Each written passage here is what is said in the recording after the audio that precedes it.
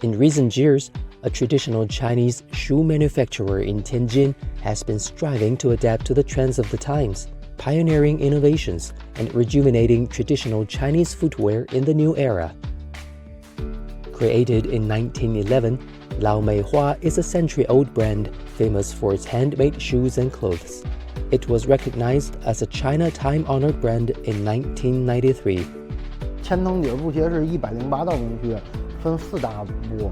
这一双鞋要从头到尾做下来的话，要6到7天。这个时间很长。比如说，就是纯手工的工序很多，就这个匠心工艺吧。现在是在裁样仪，都是一件一件裁的，这就是制作的一个环节，就是从设计、制版、裁剪、制作中间的一个环节。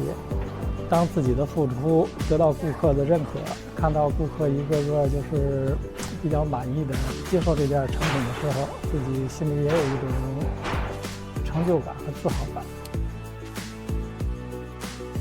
我们这个羊毛乐福鞋啊，是针对这个老年人开发的一款产品。